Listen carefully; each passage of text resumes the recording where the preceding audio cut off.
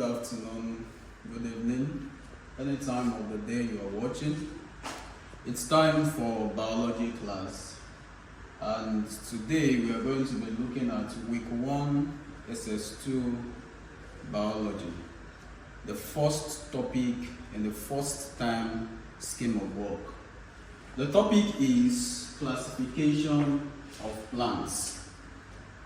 When we talk about the classification of plants, it is to help science students and scientists be able to recognize and identify plants. There are 3 criteria for classification. That is, plants are classified into various groups based on these 3 methods. Number 1 is the botanical classification. Number 2, the agricultural classification. And number 3 is classification based on their life cycle, the life cycle of the plants. Now, let's pick them one after the other. The first one, the botanical classification. Botanical classification is actually a technique employed and used to classify plants according to their groups in the kingdom Plantae. All plants belong to the kingdom. That is the system of classification, this kingdom Plantae. And using botanical classification, we employ that technique to classify plants into groups based on the particular group they belong to in the kingdom Plantae. Now, let's look at that very quickly. The kingdom Plantae has 5 groups or divisions. Number 1, we have Schizovita, where bacteria belong to. Number 2, we have Talovita, where the algae and the fungi belong to. Number 3, we have Bryovita, where liverworts and mosses belong to. Then we have Pteridovita, where the ferns belong to. And lastly, we have the Spermatovita, which are actually the group, all seed-bearing plants belong to. Very quickly, we look at the features of each of these groups. Now, for Schizovita, majorly the class or the group for bacteria. Number 1, they are mostly microscopic. They are all microscopic. Number 2, they are non-cellular. Number 3, they have no organized nucleus. Number 4, they reproduce majorly using binary fusion. And then the common examples we have are given there. We have cocci and bacilli. So these are the common features of Schizovita. Now, what are the features of Talovita? Now, just as we've said that the group Talovita consists of the algae and the fungi. Now, for algae, what are the features of the characteristics of algae? Number 1, they are simple plants without roots, without stem, and without leaves. Number 2, algae have chlorophyll. It can either be green, it can be red, and it can be brown. Then most of them are aquatic, while few of them live in damp soil. Then another point is that some of them are unicellular, while others are multicellular. Then the common examples we have, Spirogyra is a very good common example of an algae. Now, for fungi are non-green plants. They are simple multicellular plants. They are not also differentiated into roots, stem, and leaves. Then their mode of reproduction is through spore formation. And then their cell wall is composed of cellulose and chitin. And what are some of the common examples of mucus? And some of the common examples of fungi we have? We have mucor, we have yeast, and we have mushroom. These are common examples of fungi we have. So fungi and algae, they belong to the division or the group Talovita. Now, the third group now, that's Bryovita. And under there we have liverworts and mosses as good examples. What are the features of Bryovita? Number one, they are non-vascular multicellular organisms.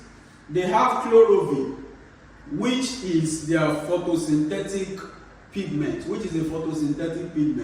Then most of them are terrestrial, but they live in a moist environment.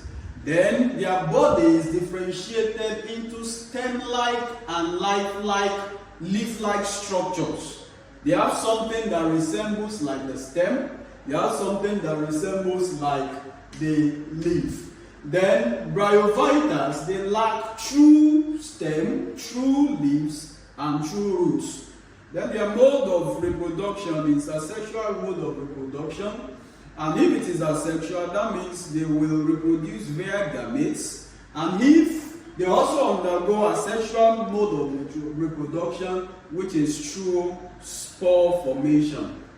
The common examples, just as we mentioned, we have liverworts and we have mosses. Now, moving away from that, we also have Bryovita. Okay, we've talked about that. Now, the next one is the Pteridovita. What are the features of Pteridovita? That is number 4 group. That's number 1, their body is differentiated into true roots. For Bryovita, they lack true roots, they lack true stem, and they lack true leaves. But for Pteridovitas, they have the true roots, they have true stem, and they have true leaves. Number 2, they have well-developed what we call vascular bundles. Then, if you look at their leaves, their young leaves are coiled. And then, they are referred to as non-flowering, non-seed producing plants. That implies that they don't produce flower, neither do they produce seed. Now, how do they reproduce? They reproduce by spores, that is by spore formation. And a very good example is the fan. Now, the last group we have is the Spermatovita. We started with Schizovita, Talovita, Bryovita, Pteridovita, and the last group is the Spermatovita. The Spermatovita is further divided into the non-flowering plants and then the flowering plants. The non-flowering plants are commonly referred to as the gymnosperm, while the flowering plants are referred to as the angiosperms. Now, what are some of their features? For the non-flowering plants, they have well-developed vascular bundle, they have true roots, true stem, and true leaves.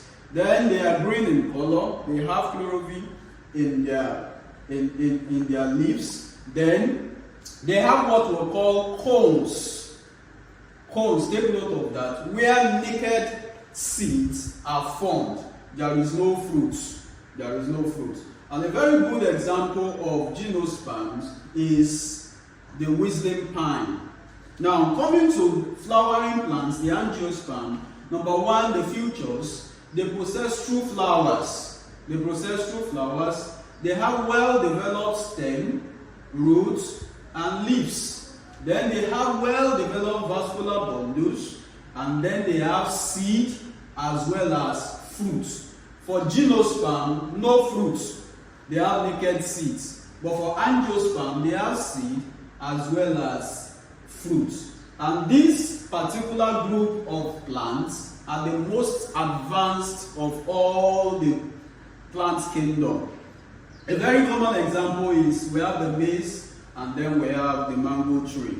Now, that is just a brief explanation as regards botanical classification. The 5 groups under the plant kingdom, the kingdom plantae. Now, agricultural classification, let's briefly look at that. That is a way of classifying plants into various groups based on their agricultural purposes. Now, number 1, we have the group of beverages. We have fibers, which cotton is a very good example. We have the latex, which rubber happens to be a very good example. Then we have fruits, the general fruits we have. Then we have legumes, we have vegetables, and we have spices. And then finally, we said that plants can be classified based on their life cycle. And if that is, What are the classification we have under that? The first class there is the ephemerals. Those are actually plants that complete their life cycle within few weeks. And water leaves is a very good example. Then we have the annuals. These are plants that complete their life cycle within a year. Then we have the biennials. These are plants that complete their life cycle within 2 years. And finally, we have the perennial. These are plants that complete their life cycle in more than 2 years. And examples are given here. For biennials, we have onions and carrots. And then for perennials, we have orange and cocoa. So this is just the summary of the classification of plants based on the 3 criteria we mentioned: botanical classification, agricultural classification, and then classification based on life cycle. Please find around this video the link to the e-notes for this particular explanation, as well as the link to a short test to examine your understanding as regards this particular topic. Like the video and subscribe to the channel. See you in the next class. Thank you.